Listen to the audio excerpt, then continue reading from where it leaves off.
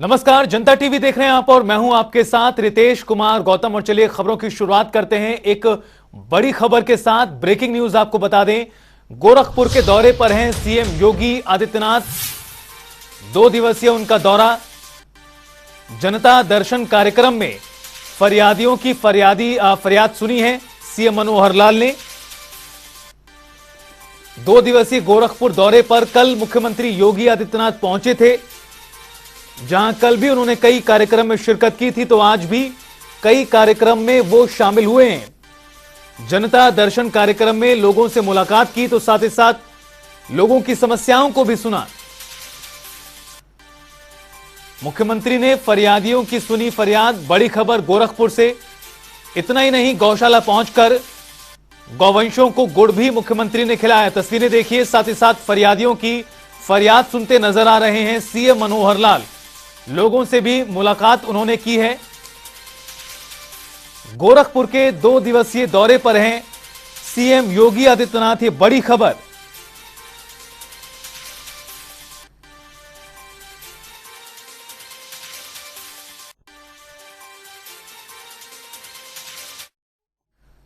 और चलिए खबरों में आगे बढ़ते हैं और रुख करते हैं एक और बड़ी जानकारी का। ब्रेकिंग न्यूज आपको बता दें जो इस बीच सामने आ रही है। निकाय चुनाव को लेकर हाईकोर्ट में आज महत्वपूर्ण सुनवाई होनी है। दरअसल रोक लगी हुई है निकाय चुनाव की अंतिम सूची को जारी करने को लेकर। अधिसूचना पर रोक है, 12 दिसंबर को लगाई गई थी। चुनाव की अधिसूचना जारी करने पर हाईकोर्ट ने रोक लगाई थी। ओबीसी आरक्षण के मुद्दे पर जो सूची जारी की गई थी उसको लेकर दरअसल कई सारी आपत्तियां सामने आई हैं, जिसके बाद यह फैसला लिया गया था हाईकोर्ट की ओर से। और आज इस मामले पर सुनवाई होनी है। दरअसल 20 तारीख अगली सुनवाई की तारीख जो है निर्धारित की गई थी कोर्ट की ओर से, और आज इस मामले पर एक बार फिर सुनवाई होगी। आरक्षण की सूची को लेकर दरअसल शिकायतें जो हैं वो कहीं ना कहीं देखने के लिए मिली थी, और यही वजह है कि अधिसूचना पर रोक लगाई गई कोर्ट की ओर से।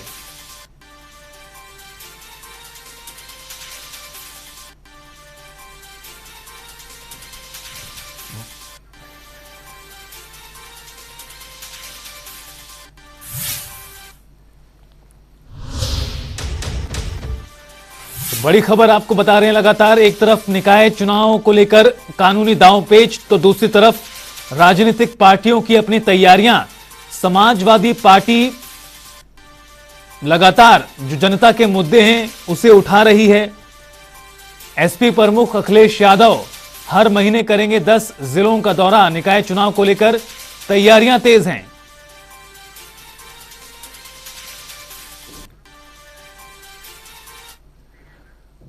और चलिए ज्यादा जानकारी के लिए रुख करते हैं हमारे सहयोगी अनूप कुमार सिंह का। अनूप, एक तरफ निकाय चुनाव का पूरा मामला कानूनी लड़ाई के तौर पर लड़ा जा रहा है, दूसरी तरफ राजनीतिक पार्टियों की अपनी अपनी तैयारियां हैं। सबसे पहले आज सुनवाई भी होनी है, इसको लेकर भी क्या कुछ जानकारी? दूसरी तरफ तैयारियां किस तरह से चल रही हैं पार्टियों की? देखिए, उत्तर प्रदेश में निकाय चुनाव को लेकर गर्माहट जिस तरीके से पूरे पॉलिटिकल पार्टियों में देखने को मिली थी, सभी पार्टियों में जो आवेदन आना शुरू हो चुके थे, लोग प्रत्याशी अपनी अपनी दावेदारी ठोक चुके थे और क्षेत्र में भी चुनाव प्रचार करना शुरू कर दिया था। लेकिन जिस तरीके से एक समाजवादी पार्टी की तरफ से एक जनहित याचिका दायर हुई, जिसमें हाईकोर्ट सुनवाई करते हुए हाईकोर्ट ने 12 दिसंबर को एक सुनवाई करते हुए जो तारीखों को ऐलान पर रोक लगा दिया गया। बाद लगातार सुनवाई चल रही है। निश्चित तरीके से आज उस पर हाईकोर्ट सुनवाई करेगा। था पिछली जो तारीख में हाईकोर्ट ने उत्तर प्रदेश सरकार से जवाब मांगा था कि जो आरक्षण की सूची जारी हुई है वो किस आधार पर जारी हुई है, क्या जो आयोग क्या कोई रिपोर्ट आई है या फिर किस आधार पर, इन सब तथ्यों को लेकर हाईकोर्ट ने जो उत्तर प्रदेश सरकार से जवाब मांगा था। आज उस जवाब के साथ साथ उत्तर प्रदेश सरकार को जवाब अपना पक्ष रखना पड़ेगा। उसके बाद कोई फैसला हो सकता है, हाईकोर्ट सुना दे कि इस जो सूची आरक्षण की जारी की गई है उस पर कुछ संशोधन की जरूरत है या पुनर्विचार किया जाए, या फिर किस तरीके से हाईकोर्ट आदेश देता। फिलहाल हाईकोर्ट के निर्णय के बाद ही पता लगेगा कि हाईकोर्ट क्या कोई इस पर निर्णय दिया है। लेकिन दूसरी तरफ अगर बात करें तो पॉलिटिकल पार्टियां लगातार जनसंपर्क अभियान लगातार उनका चल रहा है, चाहे भारतीय जनता पार्टी की बात करें या फिर उत्तर प्रदेश में विपक्ष में सबसे बड़ा अगर राजनीतिक दल है तो समाजवादी पार्टी। अब शिवपाल यादव भी लगातार दौरा कर रहे हैं, अखिलेश यादव भी मन बना चुके हैं कि उत्तर प्रदेश में जिलों में दौरा करके जनसंपर्क अभियान चलाएं और जिलों में ही कार्यकर्ताओं या नेताओं से मुलाकात करें। तो इस तरीके से लगातार कहीं न कहीं पॉलिटिकल पार्टियां चुनावी मैदान में हैं और आज जो हाईकोर्ट में सुनवाई होगी निकाय चुनाव को लेकर काफी महत्वपूर्ण है। अब करीब निकाय चुनाव के जो सुनवाई के बाद हाईकोर्ट निर्णय कुछ लेगा, कुछ मामले पर किस तरीके से फैसला आता फिलहाल आने वाला वक्त ही तय करेगा। अनुप, 24 तारीख से शीतकालीन अवकाश की शुरुआत हो रही है हाईकोर्ट के। उससे पहले आज की तारीख बेहद महत्वपूर्ण है, क्योंकि एक तरफ कानून लड़ाई जिस तरह से पहले का, दूसरी तरफ तैयारियां, लेकिन इन तमाम चीजों के बीच जो बेचैनियां हैं वो दावेदारों की बढ़ गई हैं, क्योंकि माना जा रहा है कि चुनाव हैं वो आप टल भी सकते हैं। चूंकि अब आज का दिन बेहद महत्वपूर्ण है, देखना होगा कि आखिरकार क्या कुछ सुनवाई में रखा जाता है और उस पर क्या फैसला होता है। अनुप, ये बिल्कुल सही बात है, आज का दिन काफी महत्वपूर्ण है क्योंकि 24 तारीख के बाद शीतकालीन जो छुट्टी वो शुरू हो जाएंगे, निश्चित रूप से कोर्ट बंद हो जाएंगी। बहुत ही इंपॉर्टेंट जो फैसले मुकदमे होंगे उन पे ही सुनवाई होगी। लेकिन ये देखना पड़ेगा कि जिस तरीके से जो पक्ष हाईकोर्ट ने मांगा था उत्तर प्रदेश सरकार से कि जो आरक्षण की सूची जारी हुई है उस पे किस तरीके से, और फिर दूसरी बात जो जनहित याचिका दायर हुई थी उसमें साफ तौर से आरोप लगाया गया था कि ओबीसी बाहुल क्षेत्र में भी वहां पर जो परिसमन जारी हुआ है उस पर एक बार सुधार करने की जरूरत है। जिन क्षेत्र में ओबीसी या फिर एससी कैटेगरी के ज्यादा लोग रहते हैं वहां पर भी सामान्य सीटें रखी गई हैं, तो कहीं ना कहीं उस पर आरोप लगा था। अब उत्तर प्रदेश में अल्पसंख्यक आयोग का अध्यक्ष भी नहीं है, ऐसे में हाईकोर्ट क्या कुछ निर्णय लेगा, क्या आयोग की कोई रिपोर्ट आई है, या इन सब तमाम चीजों को लेकर आज जो इस सुनवाई के दौरान उसमें बहस होगी। बहस के बाद और देखना होगा कि आज की सुनवाई और बहस में आखिरकार क्या निकलकर सामने आता है। लेकिन इस बीच जो उम्मीदवार हैं उनकी धड़कनें बहुत ज्यादा बढ़ी हुई हैं। बहुत बहुत शुक्रिया आपका तमाम जानकारी साझा करने के लिए। उत्तर भारत में सर्दी का सितम अब दिखना शुरू हो गया है। पहाड़ों से लेकर मैदानी इलाकों तक पारे में लगातार गिरावट दर्ज की जा रही है, तो वहीं उत्तराखंड को भी ठंड ने अपनी आगोश में ले रखा है। प्रदेश में धुंध ने भी दस्तक दे दी है। अब रात के साथ साथ दिन में भी लगातार तापमान कम होता है। धुंध की वजह से तापमान 3 डिग्री तक कम हो गया है। धुंध पड़ने से गेहूं की फसल को फायदा है, तो वहीं विजिबिलिटी कम होने की वजह से वाहन चालकों को काफी ज्यादा परेशानियां झेलनी पड़ रही हैं। कोहरा बढ़ने से जो सड़कों पर गाड़ियां हैं वो तेज रफ्तार में चलने की बजाय रेंगती हुई नजर आती हैं। लगातार गहरी होती धुंध से प्रशासन भी लोगों को लगातार जागरूक कर रहा है और अपील यही की जा रही है कि एहतियात बरतकर ही गाड़ी चलाएं। अलग अलग तस्वीरें आपको दिखा रहे हैं प्रदेश के अलीगढ़, मेरठ, मथुरा, प्रयागराज, नोएडा, अयोध्या, लखनऊ, गाजियाबाद। किस तरह से जो धुंध की चादर है वो शहर शहर बिछी हुई है और इसका असर सड़कों पर दिखाई दे रहा है।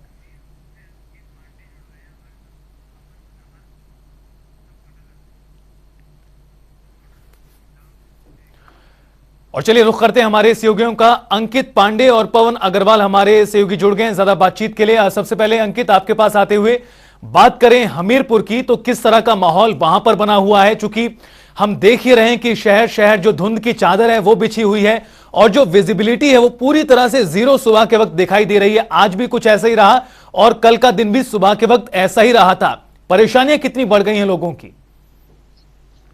जी, मैं आपको बताना चाहूंगा ठंड का कहर किस तरीके से जारी है। यहाँ पर बहुत सी समस्याओं का सामना लोगों को करना पड़ रहा है। मैं NH 34 पे अभी मौजूद हूँ। वहाँ पे आप देख सकते हैं कि धुंध के कारण गाड़ियां दिन में भी लाइट जलाकर चलती नजर आ रही है। उनकी यदि स्पीड की गति की बात की जाए तो वो एकदम कच्छ में भी चालू रेंसी नजर आती है। और रात की बात करें तो रात से लेकर अब तक पारा लुढ़क कर 60 डिग्री अभी हमीरपुर का बना हुआ है। और हाईवे की स्थितियां इतनी बुरी बनी हुई है कि रात में 12 बजे से लेकर सुबह 6 तक जाम की भयंकर स्थितियां बनी हुई और अभी भी स्थितियां कुछ सही नहीं है। और ट्रैफिक पुलिस द्वारा रिफ्लेक्टर लगाए जा रहे हैं और वाहन चालकों को रोक रोक के समय समय पे उनको जानकारी दी जा रही है कि धुंध के कारण किस तरीके चले और किस तरीके से लाइटों का प्रयोग करें। पीली पन्नियां लगाई जा रही है। प्रशासन पूरी तरह मुस्तैद नजर आ रहा है। लेकिन अंकित, समय तकरीबन 11:15 का हो चुका है, लेकिन उसके बावजूद भी जो आपके पीछे की तस्वीरें हैं वो साफ तौर पर बता रहे हैं कि सूरज की किरणें दिखने की कोई उम्मीद फिलहाल तो नजर नहीं आ रही है। यानी कह सकते हैं कि सूरज दिखने में भी और समय वहां पर लगेगा। जी हाँ, सूरज की बात करें तो सूरज कल से कुछ ट्रेनें पड़ी हुई थी, लेकिन आज बिल्कुल ट्रेनों का सामना लोगों को नहीं हो रहा है। मैं कैमरा मैन से चाहूंगा कि पीछे की कुछ तस्वीर दिखाना चाहूंगा कि यहाँ पे अब अभी भी धुंध की गहरी स्थितियां बनी हुई है। लोग कचरे के चाल से रेलने को मजबूर हैं। रोजमर्रा की जिंदगी जीने वाले लोग किसी भी तरीके से कैसे भी अपने जीवन यापन करने के लिए रोड में चलने को मजबूर हैं। बिल्कुल अंकित, किसी फिल्मी सीन की तरह कहीं ना कहीं ये पूरा दृश्य नजर आ रहा है, लेकिन बेहद ही डराने वाली तस्वीरें हैं चूंकि हादसे बहुत ज्यादा बढ़ जाते हैं। मैं लौटूंगा आपके पास, रुख करते हैं पवन अग्रवाल का, मुजफ्फरनगर से हमारे साथ जुड़े हुए हैं। पवन, हमीरपुर की तस्वीरें देखी, बेहद ही खतरनाक स्थिति बनी हुई है। लगातार जो कोहरा धुंध है अभी भी छाया हुआ है, वाहन चालकों की परेशानी निश्चित तौर पर बढ़ जाती है। किस तरह का माहौल मुजफ्फरनगर में दिखाई दे रहा है अभी? सर, कीर्तिमान, अचानक से मुजफ्फरनगर के अंदर 3-4 दिन से पूरा जबरदस्त आ रहा है, क्योंकि दिसंबर 15 गुजर चुकी है और दिसंबर में 15 तारीख के बाद जबरदस्त ठंड बढ़ जाती है और कोहरा भी बढ़ जाता है। इस वक्त जब हम बात करें कोहरे की, तो कोहरे में सबसे ज्यादा दिक्कत होती है वाहन चालकों को, जो बाहर निकलते हैं, उन्हें बाहर जाना होता है, काम पे जाना होता है या टूरिस्ट पे जाना होता है, या जो सवारियां होती है उनको लेकर जाना होता है बड़ी गाड़ियों को, उनको लेकर बड़ी दिक्कत होती है वाहन चालकों। जब हाईवे पर निकलते हैं तो कोहरा मिलता है और तेज स्पीड की वजह से खतरनाक एक्सीडेंट भी हो जाते हैं और जान माल के नुकसान भी होता है कीर्तिमान। लेकिन मैं आपको बता दूं, इस वक्त मुजफ्फरनगर में जबरदस्त कोहरा है। मेरे पीछे की तस्वीर आप देख सकते हैं, हाईवे पर जबरदस्त कोहरा है और कोहरे की वजह से शासन प्रशासन भी कोई तैयारी नहीं कर पाता, क्योंकि बिल्कुल पवन, निश्चित तौर पर जो परेशानियां हैं वो बढ़ जाती हैं, लेकिन दूसरी तरफ किसानों को इस मौसम में काफी ज्यादा फायदा देखने के लिए मिलता है। बहुत बहुत शुक्रिया आपका तमाम बातचीत और जानकारी साझा करने के लिए। दिखाई नहीं दे रहा है आगे क्या होगा। वाहन जब दिखेगा जब ही तो वाहन चलेगा। आज ही हुआ है, आज ही हुआ है, पहला कोहरा है। तो इससे अव्यवस्था हो रही है। अव्यवस्था तो होनी है, गलत तो होनी है इसकी व्यवस्था। क्या लगता है आगे और बढ़ेगा? अभी भी इसकी कोई मालूम नहीं स्थिति की। बहुत ज़्यादा कोहरा है, परेशानी हो रही है बहुत ज़्यादा। वाहन टकराने की संभावना है। क्या लगता है सुबह से ही है? अरे कल रात से ही है, 7:30 बजे से ही है। किस तरह की दिक्कत आ रही वाहन चलाने में? बहुत धीमी गति से लाना पड़ रहा है। अब हमारे गोरखपुर की अपेक्षा यहाँ तो ठंडक अधिक दिख रहा है। गोरखपुर में जो है अभी इतना ठंड नहीं है जितना आपके यहाँ लखनऊ में है। कोहरा कैसा था? सुबह में तेज था, अभी भी तेज है, ठंडक भी है। अब देखिए आगे कैसा होता है मौसम। इस समय मौसम 2-3 दिन से बहुत ज़्यादा ही ठंड होने लग गई है, कोहरा पड़ने लग गया है अपने मतलब ज़बरदस्त तरीके से, जो अभी तक नहीं होता था, लेकिन 2-3 दिन से बहुत ज़्यादा कोहरा ठंडक किरण चालू हो गई है। लोगों के अंदर कपकपी आ गई है, अब ठंड भी बहुत अपने प्रचंड रूप पे आ गई है। अब तो किस चीज़ का सहारा आप लोग ले रहे हैं? अब हम लोग तो बस देख रहे हैं, इसी का सहारा है, ताप रहे हैं।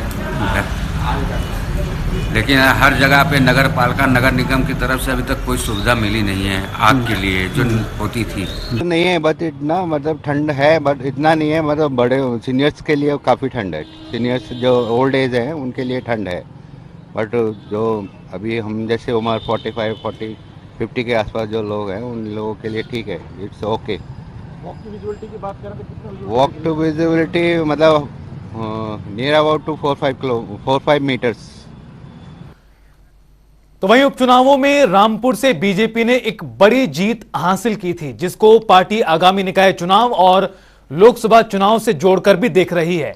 पर निकाय चुनाव से ठीक पहले शाहरुख खान की फिल्म पठान का हिंदू संगठनों के बाद अब मुस्लिम पक्ष ने भी विरोध शुरू कर दिया है, जिसको लेकर लगातार सियासत भी तेज है। मामले को लेकर हमारे संवाददाता केशव पांचाल ने रामपुर से बीजेपी सांसद घनश्याम सिंह लोधी से खास बातचीत की, सुनिए। शाहरुख खान की आने वाली फिल्म पठान को लेकर सियासत तेज है, लगातार उसका विरोध किया जा रहा है। इस पूरे मुद्दे पर बात करने के लिए हमारे साथ रामपुर से बीजेपी सांसद घनश्याम सिंह लोधी जी मौजूद है। सर, किस तरह से देखते हैं शाहरुख खान की अगली फिल्म और इतना बड़ा बवाल? देखिए, या शाहरुख खान हो या आमिर खान हो या कोई से खान हो, लेकिन किसी के धर्म से खिलवाड़ नहीं होना चाहिए। और मैं समझता हूँ ऐसी पिक्चर हो या सीरियल हो, उन पर बैन लगना चाहिए, क्योंकि जो किसी के धर्म को ठेस पहुंचती है तो हम नहीं चाहते किसी की भावना से खिलवाड़ हो, और ऐसे सीरियलों पे या पिक्चरों पे बैन लगना चाहिए, मेरा तो ये मानना है। लगातार देखा गया है कि भगवे को लेकर राजनीति गर्माती रही है, जब जब बीजेपी सत्ता में आई है। एक बार फिर विपक्षी का कहना है, अखिलेश यादव ने भी हाल ही में कहा कि ऐसा पहला नहीं है कि भगवा रंग इस तरह से पहली बार इस्तेमाल किया गया हो। इससे पहले भी भगवा रंग का मजाक बनाया या भगवा रंग पर टिप्पणियां हुई जब कोई आवाज सरकार की तरफ से या बीजेपी की तरफ से नहीं उठी। देखिए, भगवा रंग एक हिंदुओं का प्रतीक है और बड़ा महत्व है हिंदू लोगों में, और मैं समझता हूँ उसका सब सम्मान करते हैं। तो और जो अपमान हमारा हुआ है तो उस पर टिप्पणी तो करना जाहिर है और उस पर बैन लगना चाहिए। तो लगातार आप उस फिल्म का बहिष्कार करते हैं, ऐसा आप कह सकते हैं? नहीं, बहिष्कार तो नहीं, लेकिन जो भी उसमें शॉर्ट है उसे है ना निकाले जाएं और मेरे ख्याल उस पर बैन लगना चाहिए जो भी शॉर्ट है। इसके साथ ही अभी हाल ही में निकाय चुनाव करीब हैं और यूपी में दोबारा से उसकी प्लानिंग हो रही है। आपने बहुत शानदार तरीके से रामपुर में अभी हाल ही में चुनाव जितवाया है। आकाश ने इतनी बढ़िया जीत हासिल करके आए हैं, अब चुनावों की तैयारी किस तरह से कर रहे हैं आप लोग? देखिए, भारतीय जनता पार्टी जिस दिन से चुनाव होते हैं दूसरे चुनाव की तैयारी शुरू कर देती है।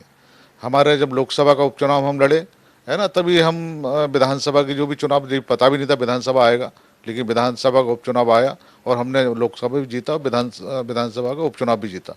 और अब निकाय चुनाव आ रहे हैं तो ये निकाय के चुनाव भी हमारी पार्टी पूरी तरह तैयार है।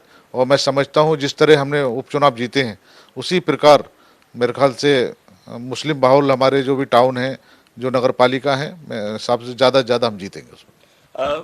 अभी हाल ही में आप पर जब चुनाव कंप्लीट हुआ तो आकाश सक्सेना पर लगातार आरोप लगे और उसके बाद बीजेपी पर समाजवादी ने यह आरोप लगाए कि कहीं ना कहीं चुनावों में धांधलीबाजी हुई है। उनके जो नेता थे और उनके जो कार्यकर्ता थे उन्हें वोट डालने से रोका गया है। ऐसी कुछ वीडियो भी रामपुर से वायरल हुई, उन सब पर आप क्या कुछ कहेंगे?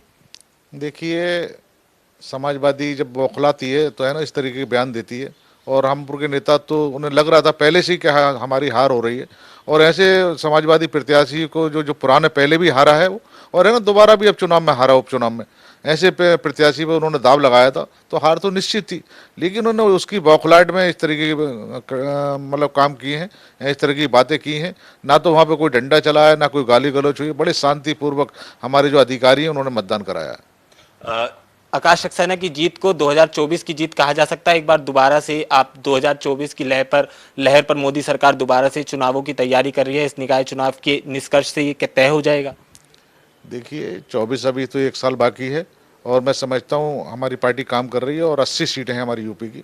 और माननीय योगी जी के नेतृत्व में और माननीय प्रदेश जी के जो हमारे भूपेंद्र जी चौधरी हैं उनके नेतृत्व में हम पूरी 80 की 80 सीटें जीतने जा रहे हैं यूपी की, और माननीय मोदी जी की झोली में डालेंगे 80 सीटें।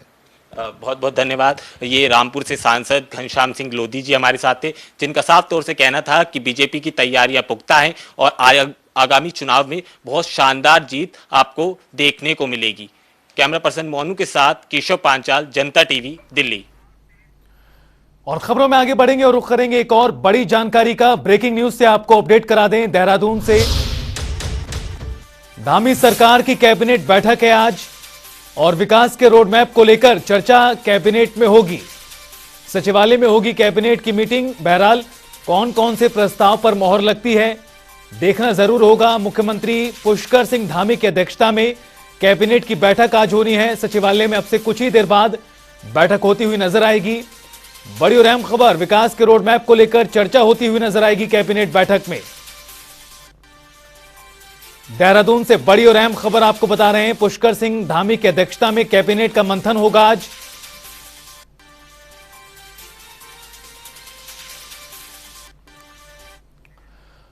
और इस खबर पर ज्यादा जानकारी के लिए रुख करते हैं। अजीत काम्बोज हमारे सहयोगी जुड़ गए हैं। अजीत, कैबिनेट का मंथन आज होना है सीएम पुष्कर सिंह धामी की अध्यक्षता में। कौन कौन से ऐसे प्रस्ताव हैं जिनको आज मंजूरी दी जा सकती है कैबिनेट के माध्यम से? बिल्कुल महत्वपूर्ण कैबिनेट बैठक अब से कुछ ही देर बाद राज्य सचिवालय में शुरू होने जा रही है। मुख्यमंत्री पुष्कर सिंह धामी बैठक की अध्यक्षता करेंगे और जाहिर सी बात है कि कैबिनेट की बैठक होगी तो कई महत्वपूर्ण मुद्दे इसमें पास होने की उम्मीद है। और सबसे बड़ी बात जो निकलकर सामने आ रही है, पिछले दिनों मसूरी में जो चिंतन शिविर सरकार की तरफ से आयोजित किया गया था, कई विभागों की उसमें प्रेजेंटेशन दिखाई गई थी। तो ऐसे में उन प्रेजेंटेशन के माध्यम से कितना उत्तराखंड की जनता को लाभ मिल सकता है, इसको लेकर एक विस्तृत चर्चा आज की राज्य कैबिनेट की बैठक में हो सकती है। और मुमकिन है कि सरकार कई प्रस्तावों को चिंतन मंत्रिसभा से जुड़े हुए हैं अपनी मंजूरी भी देने का काम करे। इसके अलावा कई विभागों की नियमावलियां हैं जिनमें संशोधन की मांग हो रही है, उनको लेकर सरकार फैसला कर सकती है। और सबसे बड़ी और अहम बात जो है वो है राज्य आंदोलनकारियों को मिलने वाले 36 आरक्षण की। इसको लेकर लंबे समय से कवायद चल रही है। राज्य आंदोलनकारियों को उम्मीद थी कि विधानसभा सत्र में इसको लेकर चर्चा होगी, लेकिन वहां से इसको पास नहीं किया गया। अब वो लगातार सरकार पर दबाव बना रहे हैं कि राज्य आंदोलनकारियों को मिलने वाला 37 आरक्षण सरकार की तरफ से मंजूर किया जाए। आज की पूरी कैबिनेट बैठक कई मायनों में महत्वपूर्ण होने वाली है। नजरें बनाए रखिए, लगातार आपसे आगे भी अपडेट लेते रहेंगे। बहुत बहुत शुक्रिया तमाम जानकारी और बातचीत के लिए। रुकेंगे फिलहाल यहां पर एक ब्रेक के लिए। जनता टीवी पर खबरों का सफर लगातार जारी है।